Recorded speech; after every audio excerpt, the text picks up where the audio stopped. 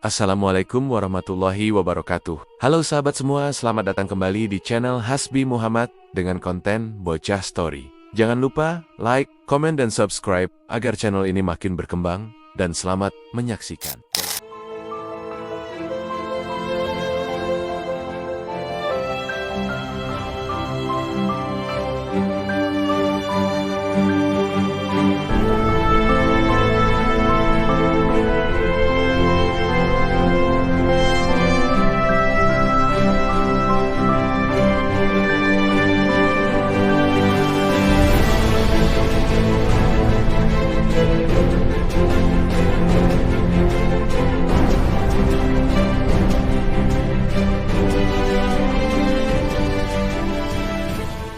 Dalam episode kali ini, kita akan melakukan perjalanan kembali ke masa lalu, menelusuri jejak salah satu dinasti paling berpengaruh dalam sejarah dunia Islam, yaitu Daulah Syafawi di Persia. Mungkin sebagian dari kita sudah pernah mendengar namanya.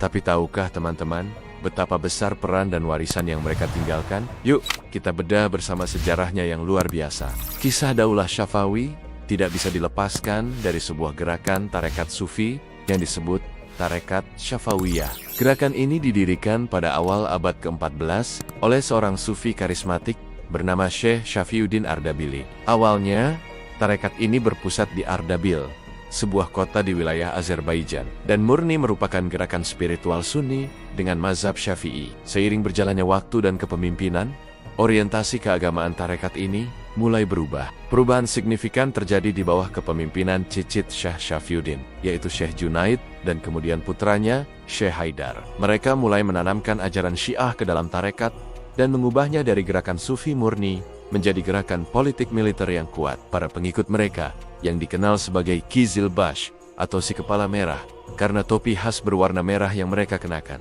menjadi kekuatan militer yang sangat loyal dan tangguh. Merekalah yang menjadi tulang punggung kekuatan militer Syafawi di masa-masa awal. Puncak dari perjuangan ini tercapai pada tahun ke-1501, seorang pemuda jenius berusia sekitar 14 tahun bernama Ismail, yang merupakan putra dari Syekh Haidar, berhasil menaklukkan kota Tabriz. Di sana, ia memproklamasikan dirinya sebagai Syah Persia yang pertama, dan secara resmi mendirikan Daulah Syafawi. Salah satu kebijakan pertamanya yang paling fundamental adalah menetapkan Islam Syiah Imam 12 atau Itsna Asyariyah sebagai agama resmi negara. Keputusan ini mengubah peta keagamaan di Persia secara drastis dan menjadi salah satu ciri khas utama Daulah Syafawi hingga akhir hayatnya. Masa-masa awal pemerintahan Syekh Ismail dipenuhi dengan ekspansi militer yang pesat. Wilayah kekuasaannya meluas dengan cepat, mencakup seluruh Persia, Azerbaijan, Armenia, dan sebagian wilayah Irak,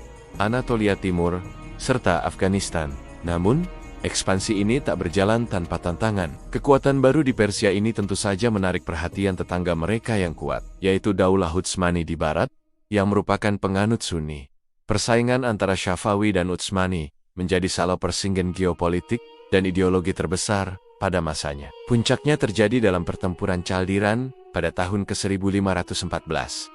Dalam pertempuran ini, pasukan Qizilbash yang gagah berani harus mengakui keunggulan teknologi militer Utsmani, terutama penggunaan meriam dan senjata api. Meskipun kalah dan harus kehilangan sebagian wilayah di Anatolia Timur, kekalahan ini justru menjadi titik balik. Daulah Syafawi menyadari pentingnya modernisasi militer dan mulai mengadopsi teknologi senjata api yang kelak akan memperkuat mereka di masa depan. Setelah Syah Ismail wafat, Daulah Syafawi mengalami periode pasang surut di bawah pemerintahan Syah Thomas I. Namun, era keemasan atau puncak kejayaan Daulah Syafawi baru benar-benar tiba di bawah kepemimpinan penguasa kelima, yaitu Syah Abbas I, yang juga dikenal sebagai Abbas Agung. Beliau naik takhta pada tahun 1588, dan pemerintahannya menandai titik tertinggi dalam sejarah Syafawi. Apa saja yang membuat Syah Abbas begitu agung? Pertama, beliau melakukan reformasi militer besar-besaran. Belajar dari pengalaman masa lalu, Syah Abbas mengurangi ketergantungan pada pasukan Qizilbash yang terkadang sulit diatur. Beliau membentuk unit-unit pasukan baru yang terdiri dari orang-orang Georgia, Armenia, dan Sirkasia yang loyal langsung kepadanya. Pasukan ini, yang disebut Gilman, dilengkapi dengan persenjataan modern dan dilatih secara profesional. Kekuatan militer yang baru ini berhasil merebut kembali wilayah-wilayah yang sebelumnya lepas, termasuk Baghdad, dari tangan Utsmani. Kedua, Syah Abbas adalah seorang visioner dalam bidang ekonomi dan arsitektur. Beliau memindahkan ibu kota dari Qazvin ke Isfahan. Di tangannya, Isfahan disulap menjadi salah satu kota terindah di dunia pada masanya. Isfahan menjadi pusat perdagangan, seni, dan budaya yang ramai. Sebuah pepatah Persia bahkan mengatakan Isfahan nisfa jahan, yang berarti Isfahan adalah separuh dunia. Ini menunjukkan betapa megah dan pentingnya kota ini. Bangunan-bangunan ikonik seperti Masjid Imam, Masjid Syekh Lutfullah, dan Istana Ali Kapu yang megah di lapangan Nakshijahan adalah bukti nyata dari kehebatan arsitektur era Syafawi. Di bawah Syah Abbas, perdagangan juga berkembang pesat. Jaringan jalan dan karavanserai atau tempat persinggahan kafilah dibangun di seluruh negeri untuk memastikan keamanan para pedagang. Beliau juga menjalin hubungan diplomatik dengan negara-negara Eropa untuk mencari sekutu melawan Utsmani dan membuka jalur perdagangan baru. Produksi karpet Persia yang terkenal di seluruh dunia mencapai puncaknya pada masa ini, menjadi komoditas ekspor yang sangat berharga. Seni dan ilmu pengetahuan juga berkembang luar biasa. Kaligrafi, lukisan miniatur, keramik, dan arsitektur mencapai tingkat kehalusan yang menakjubkan. Para filsuf dan teolog seperti Mel Sadra muncul, mengembangkan aliran pemikiran Islam yang dikenal sebagai hikmah mutaliyah atau teosofi transenden, yang memadukan filsafat,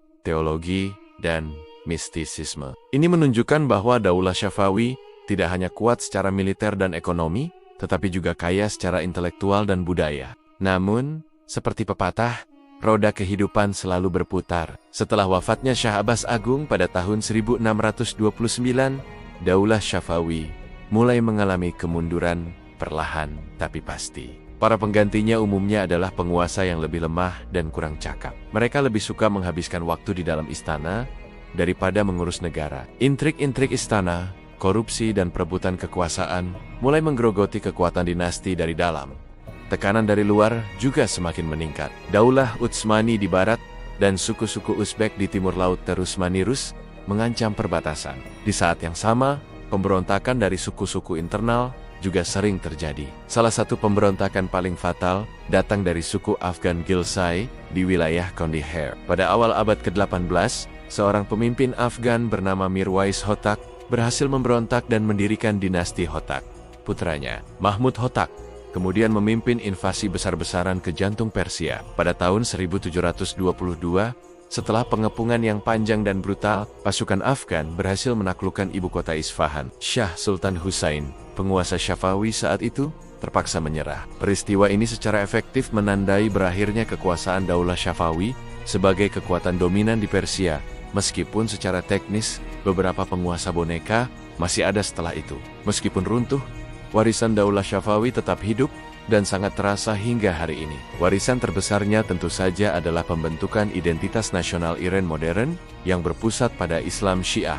Sebelum Syafawi, Persia mayoritasnya adalah Sunni. Syafawilah yang menjadikan Syiah sebagai elemen sentral dari identitas Persia. Yang membedakannya dari tetangga-tetangga Sunninya seperti Turki, Utsmani, dan Arab, warisan arsitektur mereka di Isfahan dan kota-kota lainnya masih berdiri megah, menjadi saksi bisu kejayaan masa lalu, dan menjadi destinasi wisata yang memukau. Seni Syafawi, terutama karpet dan miniatur, terus dikagumi dan menjadi standar keunggulan di seluruh dunia. Kontribusi mereka dalam bidang filsafat dan pemikiran Islam juga terus dipelajari dan dikaji. Jadi, teman-teman, Daulah Syafawi adalah sebuah dinasti yang penuh warna. Mereka bangkit dari sebuah tarekat sufi, membangun sebuah imperium yang megah, mencapai puncak kejayaan dalam seni dan budaya, lalu perlahan meredup dan runtuh. Namun, jejak yang mereka tinggalkan telah membentuk wajah Iran modern dan meninggalkan warisan abadi bagi peradaban Islam dan dunia. Semoga kisah ini bisa memberikan kita wawasan baru dan inspirasi tentang pasang surut peradaban dalam sejarah. Sejarah selalu memberikan pelajaran berharga bagi kita yang mau mempelajarinya. Terima kasih banyak sudah menyimak. Jangan lupa untuk like, komen, dan subscribe agar kita bisa terus belajar bersama di episode-episode selanjutnya. Sampai jumpa. Wassalamualaikum warahmatullahi wabarakatuh.